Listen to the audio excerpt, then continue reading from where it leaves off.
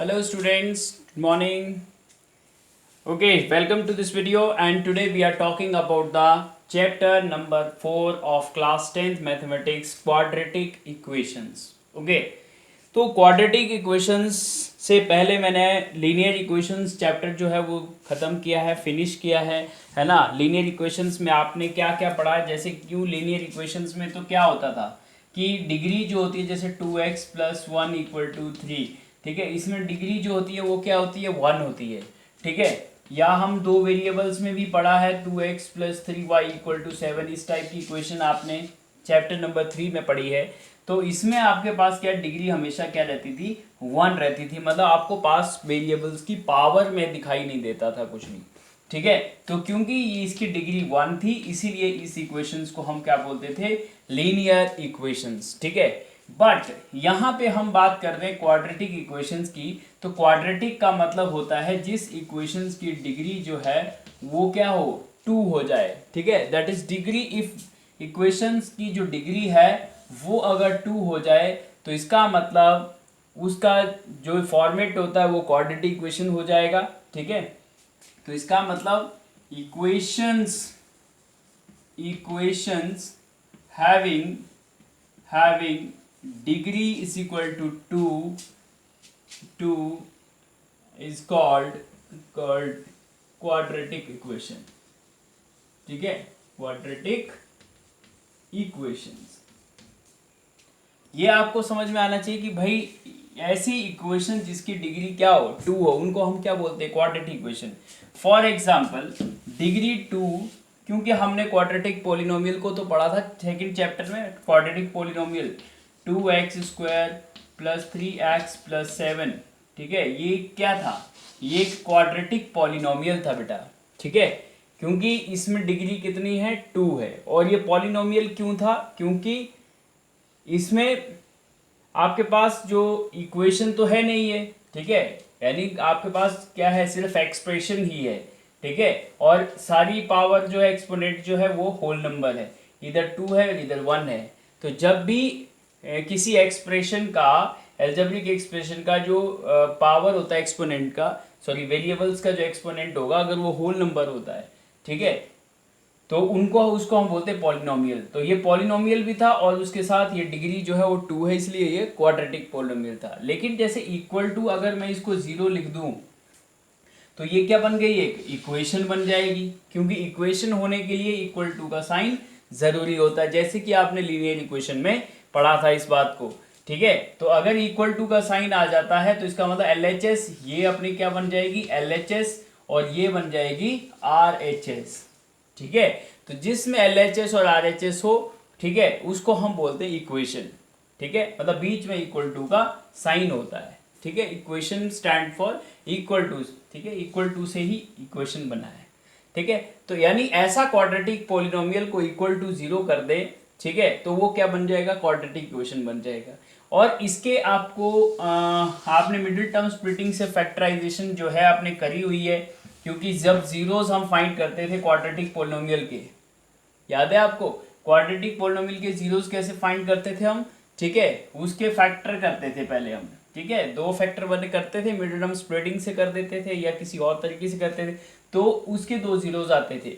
तो वही 2 जीरोस अभी यहाँ पे क्या हो जाएंगे, वो रूट्स होंगे इस इक्वेशन के, क्या बोलेंगे उनको, रूट्स, ठीक है, roots of equation, roots of equations. मतलब ये रूट्स जो होते हैं वो क्या होते हैं, एक तरह से सॉल्यूशंस होते हैं। क्या होते हैं ये, सॉल्यूशंस। क्योंकि यहाँ पे डिग्री 2 है इसीलिए कितने सॉल्यूशन होंगे, 2 होंगे इस बार। लीनियर इक्वेशन में क्या होता है, एक डिग्री होती है, जैसे ये है, तो ये इसमें डिग्री क्या है, 1 है, तो इसलिए x की वैल्यू 1 ही आएगी ओनली, ठीक है। जैसे 2x = क्या आ गया, -1, और x = आ गया -1/2, तो ये x की एक ही यूनिक वैल्यू है -1/2, तो ये इसका सॉल्यूशन हो गया। तो जब जब लीनियर इक्वेशन होगी तो उसमें एक ही सॉल्यूशन, एक वेरिएबल का एक ही सॉल्यूशन आएगा, ठीक है। बट क्वाड्रेटिक इक्वेशन में आपके पास जब आप सॉल्व करेंगे, ठीक है, तो 2 सॉल्यूशन आएंगे, यानी आपके पास 2 रूट्स रहेंगे, ठीक है, 2 सॉल्यूशंस या 2 रूट्स की बात करेंगे हम, ठीक है, क्योंकि इसकी डिग्री कितनी है, 2 है। बट आपको पास यहाँ पे एक इजी पैटर्न ये रहेगा कि बेटा आपके पास जो वेरिएबल होगा वो एक ही होगा एट टाइम, ठीक है, या तो x ही होगा या y ही होगा, यानी ये यहाँ x है तो यहाँ भी x होगा, यहाँ y है तो यहाँ भी y, यहाँ z है तो यहाँ भी z, यहाँ t है तो यहाँ t, यहाँ m है तो यहाँ भी m, ठीक है, ऐसा होगा। बट आपके पास लीनियर इक्वेशन में तो टू वेरिएबल्स में थी लीनियर इक्वेशन, लेकिन यहाँ पे आपके पास वेरिएबल देख रहेगा, लेकिन आपके पास डिग्री जो है वो 2 रहेगी, इसलिए सोल्यूशन भी 2 आएंगे इसके, ठीक है। तो अब सबसे पहले अगर हम बात करते हैं इसके फॉर्मेट की, तो जनरल फॉर्म अगर देखते हैं, जनरल फॉर्म ऑफ इक्वेशन, ठीक है, general form of quadratic equation, quadratic equation, ठीक है। जनरल फॉर्म का मतलब ये होता है कि एक फॉर्मेट होता है इक्वेशन का, ठीक है। जैसे हमने लीनियर इक्वेशन का क्या फॉर्मेट था, ax plus B Y equal to C, यही लिखते थे ना, ये इक्वल टू 0। तो लीनियर इक्वेशन का ये फॉर्मेट होता था, ये जनरल फॉर्म होती थी कि एक x की टर्म होगी, एक y की टर्म होगी और एक कांस्टेंट टर्म होगी, ठीक है, यानी x का कोफिशिएंट a और y का कोफिशिएंट b, ये चीज़ें चेंज हो सकती है a b c, बाकी फॉर्मेट सेम रहेगा। तो इसी तरह से क्या है, क्वाड्रेटिक इक्वेशन का भी फॉर्म वही रहेगा जो कि क्वाड्रेटिक पॉलिनोमियल का था। क्या था, ax square plus bx plus c is equal to 0। ये आपके पास क्या है, क्वाड्रेटिक इक्वेशन का जनरल फॉर्म है बेटा। जनरल फॉर्म का मतलब है आप यहाँ पे a b c की वैल्यू अगर चेंज करोगे तो आपके पास इक्वेशन चेंज होती रहेगी, बल्कि पैटर्न यही रहेगा। मतलब एक एक्स स्क्वायर वाली टर्म होगी, ठीक है, एक वेरिएबल का जो स्क्वायर होगा उसकी टर्म होगी, एक एक्स वाली टर्म होगी और एक कांस्टेंट टर्म होगी, ठीक है, ये रहेगा। जैसे आपने पास यहाँ पे 7x square plus 9x plus 8 equal to 0 लिख दूँ मैं, तो इसका मतलब ये क्वाड्रेटिक इक्वेशन हो गई, क्योंकि एक x वाली स्क्वायर वाली टर्म है, एक x वाली टर्म है और एक कांस्टेंट टर्म है, ठीक है। या इक्वल टू 8 भी हो सकता था, ऐसे भी लिख सकते थे इक्वल टू 8, बट ये जनरल फॉर्म में नहीं है। जनरल फॉर्म में अपने पास राइट साइड में क्या होना चाहिए, 0। तो जो भी राइट साइड में उसको लेफ्ट में लाके हम कांस्टेंट बना देंगे, ठीक है। इस फॉर्म में ही, इस फॉर्मेट में जो इक्वेशन होगी उसको हम बोलते हैं क्वाड्रेटिक इक्वेशन, ठीक है। ये जनरल फॉर्म हो गया इसका। अब यहाँ पे हम कोई भी इक्वेशन है, जैसे यहाँ पे a की वैल्यू क्या हो गई अपने पास 7 हो गया, b का वैल्यू क्या हो गया 9 हो गया और c का वैल्यू क्या हो गया 8 हो गया, ठीक है। और भी इक्वेशन है, जैसे √2x square minus X plus या -7 इक्वल टू 0। तो यहाँ पे a की वैल्यू क्या होगी बेटा, एक्स स्क्वायर का कोफिशिएंट a होता है, तो ये की वैल्यू होगी √2। b क्या हो गया, b देखिए x का कोफिशिएंट क्या है -1 है, कुछ नहीं है तो 1 लगाना है, लेकिन साइन भी इंक्लूड करना है, तो -1 और c इज इक्वल टू -7, ठीक है, साइन के साथ देखना है आपको, क्लियर। तो ए बी सी की वैल्यू फाइंड कर लेंगे आप किसी भी इक्वेशन में से, यानी एक्स स्क्वायर के साथ में जो लगा होगा वो a, जो x के कोफिशिएंट होगा लेफ्ट साइड में वो b, और जो कांस्टेंट टर्म बची वो c, ठीक है। तो ये हो गई इसकी जनरल फॉर्म। लेकिन यहाँ पे एक चीज ध्यान में रखना, a does not equal to 0 होता है, मतलब आपके पास ये वाला जो कोफिशिएंट है एक्स स्क्वायर का वो कभी भी 0 नहीं होना चाहिए, और अगर 0 हो गया तो क्या हो जाएगा, अगर ये 0 हो गया और यहाँ पे एक्स स्क्वायर है प्लस 5x प्लस 7 ऐसा अगर होगा, ठीक है, यानी ये 0 हो गया तो ये पूरी टर्म 0 हो गई, और 0 plus 5x plus 7 equal to 0, मतलब 0 कुछ नहीं है तो ये हट जाएगा, तो ये कौन सी इक्वेशन बन जाएगी, ये तो लीनियर बन जाएगी, बनी है नहीं, मतलब इसकी डिग्री ही नहीं रहेगी अगर, क्योंकि डिग्री 2 वाली जो कॉफिशिएंट है वही अपना 0 हो गया, तो इसीलिए ये 0 नहीं होना चाहिए, ये कंडीशन है बेटा।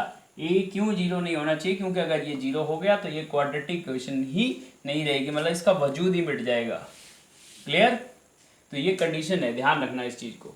b 0 हो सकता है, c 0 हो सकता है, लेकिन a कभी भी 0 नहीं हो सकता, क्योंकि ऐसा मैंने आपको क्वाड्रेटिक पॉलिनोमियल जब चैप्टर 2 में हम बात कर रहे थे तब भी ये चीज मैंने बताई थी, क्लियर, ठीक है। अगर आपको किसी को वो देखना है, क्योंकि इसी से रिलेटेड है वो सारा चीज, तो क्वाड्रेटिक पॉलिनोमियल वाला वीडियो फिर से देख सकते हैं आप, ठीक है।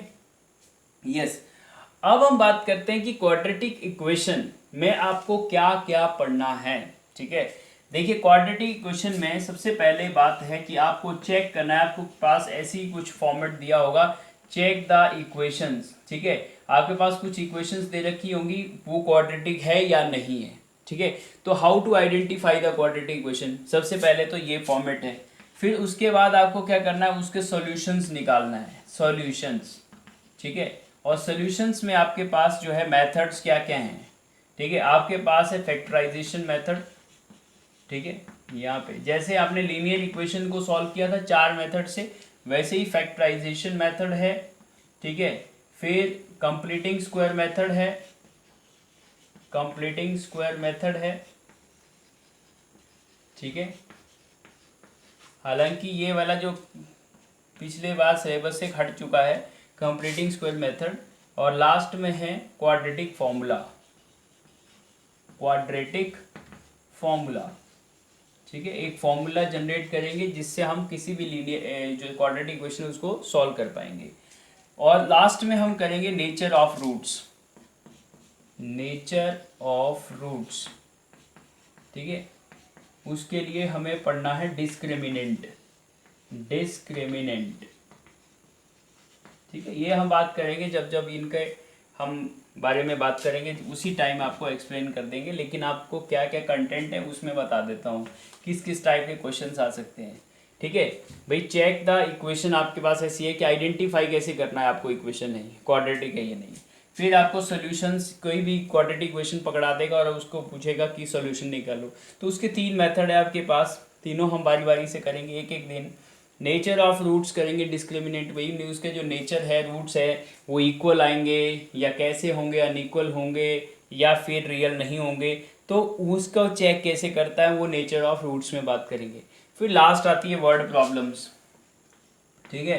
लेकिन इस बार जो है आपके पास जो इसकी जो एप्लीकेशंस हैं वो हट चुकी है, यानी वर्ड प्रॉब्लम्स जो है लगभग इसका क्वाड्रेटिक इक्वेशन का जो हटा दिया है फिलहाल सीबीएसई में। लेकिन फिर भी हम कुछ टाइप की प्रॉब्लम्स जो हैं वो करेंगे ताकि आपको उसको जनरलाइज हो कि कहाँ यूज़ होती है क्वाड्रेटिक इक्वेशन, ठीक है। कुछ प्रॉब्लम्स तो हम करेंगे, ओके। तो ऐसा कुछ सिलेबस है इसमें, ठीक है, क्वाड्रेटिक इक्वेशन का। तो हम करते हैं बारी बारी से, पहला आज कर लेते हैं क्वाड्रेटिक इक्वेशन मतलब डिग्री 2, ओके। तो इसमें आपके पास देखिए फर्स्ट टाइप का जो क्वेश्चन आता है वो कैसे आता है, check whether the equations are quadratic, ठीक है। आपके पास कुछ इक्वेशंस दे रखी होंगी, आपको चेक करना है कि ये क्वाड्रेटिक है या नहीं है, ठीक है। तो लेट्स सी, जैसे आपके पास है x+1 whole square is equal to 2 into X minus 3, ठीक है। आपको चेक करना है कि ये क्वाड्रेटिक है या नहीं है, ठीक है। तो इसको क्या करेंगे, दोनों साइड ओपन करेंगे और इसको स्टैंडर्ड फॉर्म में लिखने की कोशिश करेंगे, फिर पता चलेगा कि क्वाड्रेटिक है या नहीं है, ठीक है। अब देखेंगे इसमें x+1 का होल स्क्वायर है, तो याद है आपको a+b होल स्क्वायर, ये वाली आइडेंटिटी यहाँ पे लगेगी इसको खोलने के लिए। तो पहले का स्क्वायर यानी एक्स स्क्वायर, फिर दूसरे का स्क्वायर, 1 का स्क्वायर 1 हो गया, फिर 2 इंटू पहला इंटू दूसरा, तो 2x इंटू 1 2x ही रहेगा। तो याद है ये a+b होल स्क्वायर क्या होता था बेटा, a² + b² + 2ab, यही होता है। तो पहले का स्क्वायर प्लस दूसरे का स्क्वायर प्लस 2 इंटू पहला इंटू दूसरा, यही करते थे। तो पहले का स्क्वायर प्लस दूसरे का स्क्वायर प्लस 2 इंटू पहला इंटू दूसरा, ये कर दिया। इज इक्वल टू 2 से देखिए बेटा, 2 से पहले x को करेंगे तो 2x हो जाएगा, और प्लस माइनस माइनस 2 इंटू 3 6, ठीक है। फिर 2 से इसको भी मल्टीप्लाई हुआ। तो अब आप देखेंगे सारी टर्म्स को आप इधर ले आएंगे, देखिए 2x इधर आएगा तो माइनस का हो जाएगा, तो ये इधर प्लस का है, ठीक है। तो 2x माइनस 2x क्या हो जाएगा, 0 हो जाएगा। तो x² आपके पास 2x यहीं काट दूं मैं, क्योंकि यहाँ पे देखिए ये इधर एक साइड आएंगे तो एक प्लस का हो जाएगा एक माइनस का हो जाएगा, ठीक है। ये लेफ्ट साइड में तो प्लस का 2x, तो इधर से इधर आएगा तो माइनस आएगा, तो पहले ही दोनों साइड अगर सेम साइन के हैं तो काट दीजिए, ठीक है। अब बचा क्या, इस 6 को इधर लाएंगे तो प्लस का 6 हो जाएगा, और एक प्लस का 1 है, दैट इज इक्वल टू 0। तो आपके पास बना x² + 7 = 0। तो क्या ये क्वाड्रेटिक इक्वेशन है, यस। क्यों है क्वाड्रेटिक इक्वेशन? क्योंकि इसमें डिग्री 2 दिखाई दे रही है बेटा। जिसमें भी डिग्री 2 दिखाई दे रही है, यानी एक्स स्क्वायर जिसमें दिखाई दिया, तो इसका मतलब उसमें वो क्वाड्रेटिक इक्वेशन है।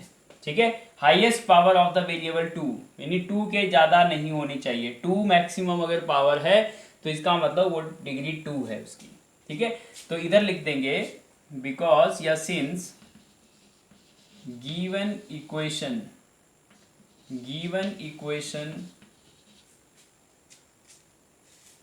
या डिग्री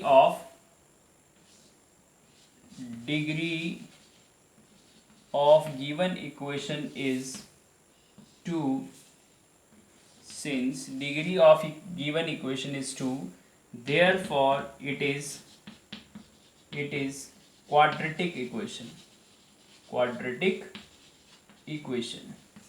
ठीक है, इस तरह से आपको लिखना है। क्लियर?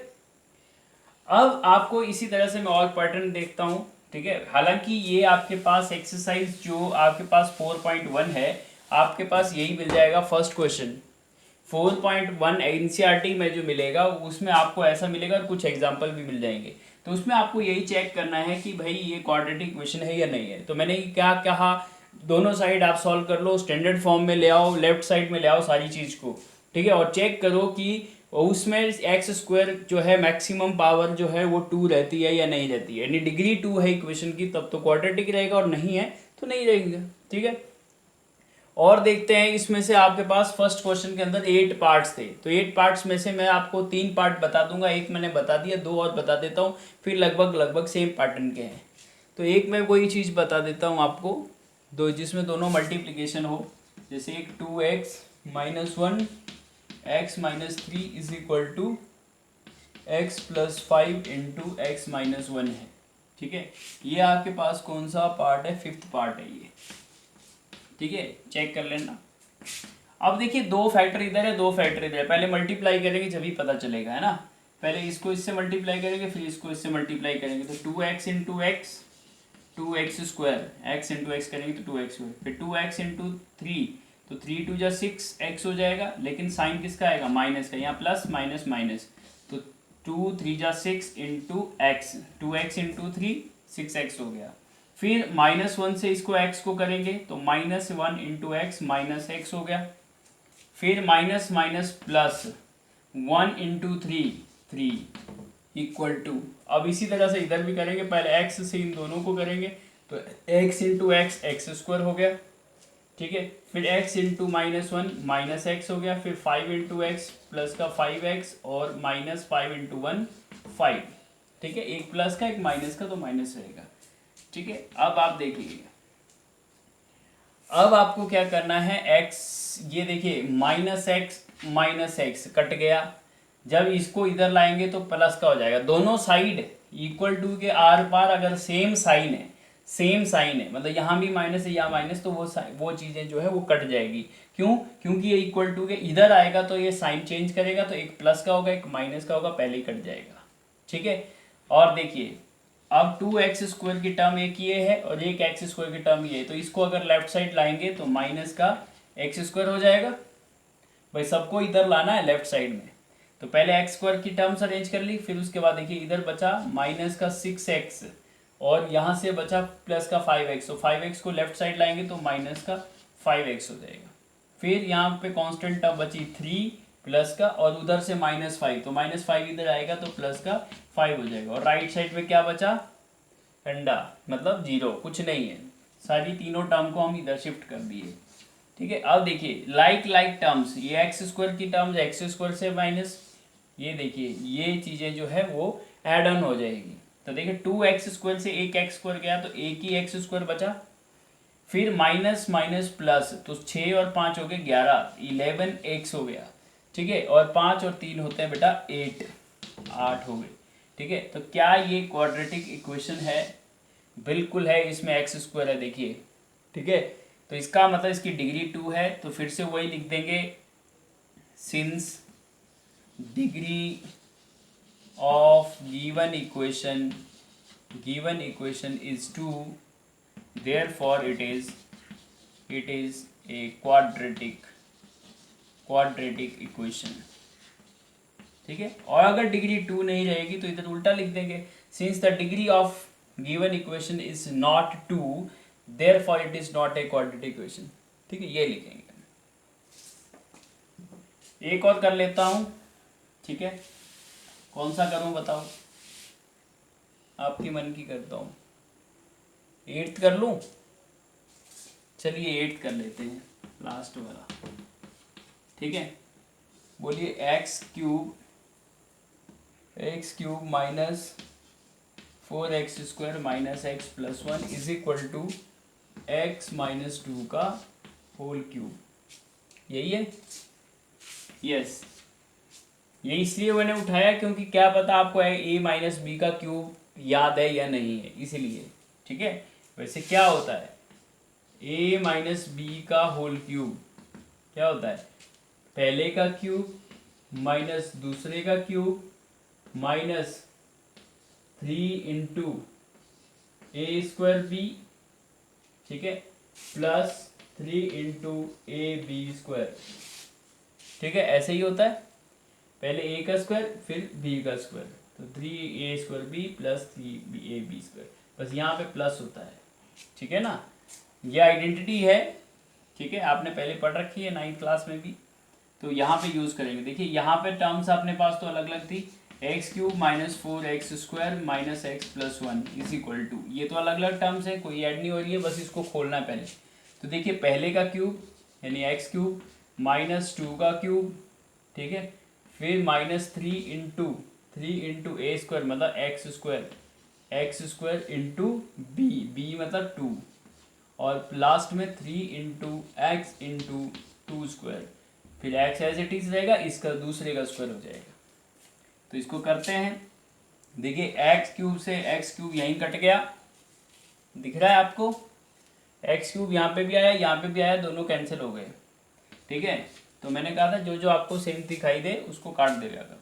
अब बचा क्या यहाँ से, माइनस का 4x² बचा माइनस एक्स प्लस 1, ठीक है, और इज इक्वल टू माइनस 2 का क्यूब क्या हो जाएगा, माइनस का 8, ठीक है, और माइनस का 3 2 जा 6x² हो गया ये, यानी 2 और 3 का मल्टीप्लाई हो जाएंगे, और यहाँ पे 2 का स्क्वायर पहले निकालेंगे, होल स्क्वायर ओपन करेंगे पहले, तो इधर हो जाएगा 4 3 जा 12 इंटू x 12x हो गया।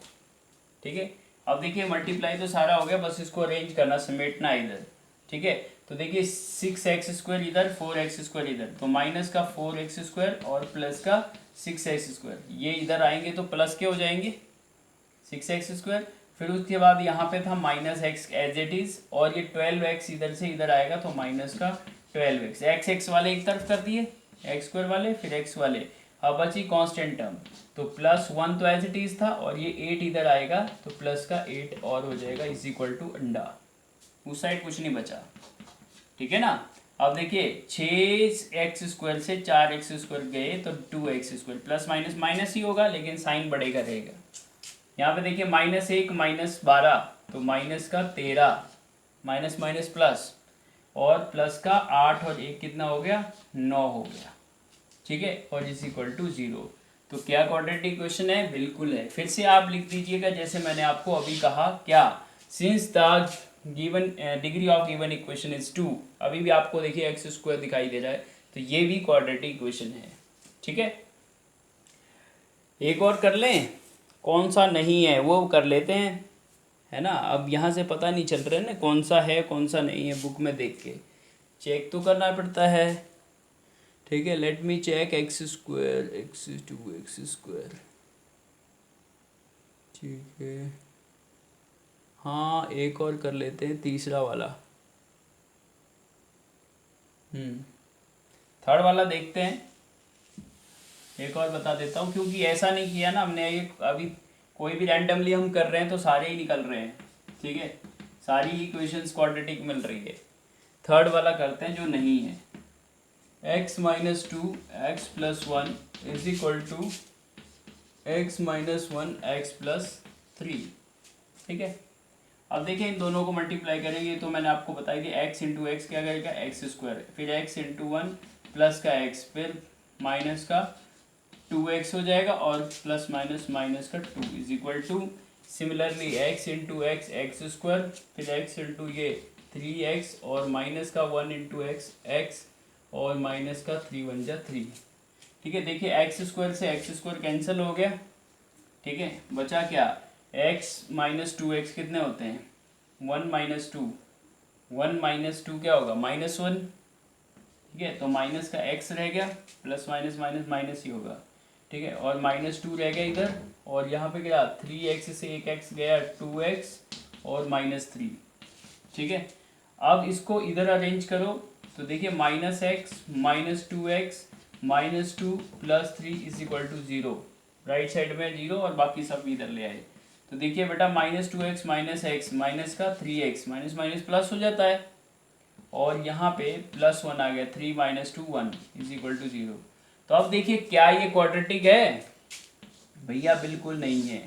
यहाँ पे स्क्वायर वाली टर्म नहीं है, तो हम क्या लिखेंगे, since degree of given equation is not 2, so it is not a quadratic equation। ठीक है, क्वाड्रेटिक इक्वेशन मतलब एक नहीं वाला केस हमने देख लिया कि जिसमें स्क्वायर वाली टर्म बची नहीं, लास्ट में पहले ही कट गई दोनों साइड। ठीक है, तो इसीलिए हम देखते हैं कि यहाँ पे क्वाड्रेटिक इक्वेशन नहीं है, तो जिसमें होगी वो करेंगे, जिसमें नहीं है वो नहीं करेंगे। तो ये तो आपने देख लिया कि कैसे आइडेंटिफाई करते हैं कि क्वाड्रेटिक इक्वेशन है या नहीं है। ठीक है, चेक तो आप कर सकते हैं अब। ठीक है, जिसकी इक्वेशन की जो डिग्री है स्टैंडर्ड फॉर्म में पहले आप लाओ, और स्टैंडर्ड फॉर्म में ला के देखिए कि वो डिग्री जो है वो 2 है या नहीं है। 2 है तो क्वाड्रेटिक इक्वेशन, और 2 नहीं है डिग्री तो क्वाड्रेटिक इक्वेशन नहीं है, यानी highest power of the variable 2 होनी चाहिए। ठीक है, अब अगले सेक्शन में हम क्या करेंगे, अगले सेक्शन में हम करेंगे इसके सॉल्यूशंस। ठीक है, तो how to solve the quadratic equation by factorisation, ये हमारा अगला पार्ट होगा। ठीक है, तो अगले पार्ट में मिलते हैं। आप इसको प्रैक्टिस कर लीजिए, इसके सारे पार्ट जितने भी एनसीईआरटी जो एक्सरसाइज 4.1 है उसको आप कंप्लीट करेंगे। उसका फर्स्ट पार्ट, फर्स्ट जो क्वेश्चन है, एंड कुछ ऐसे ही क्वेश्चन एक जो है वो आपको मिल जाएगा एग्जाम्पल में। ठीक है, उसको भी आप आज कंप्लीट करेंगे। तो thank you for watching this video, and I hope you will understand the concept. ठीक है, अगर आपको वीडियो पसंद आया हो तो आप ज़रूर इसमें लाइक करें, और ज़रूर इसमें आप कमेंट करें कि आपको क्या इसको समझने में क्या क्या प्रॉब्लम्स आई है, और कहाँ आपको अच्छी बेटर अंडरस्टैंडिंग मिली है। ठीक है, जिससे नेक्स्ट टाइम मैं वीडियो बनाती बार उन चीज़ों का ध्यान रखूँगा। Okay, thank you so much again for watching this video. Will meet in the next video with the new topic. Okay, thank you, bye bye.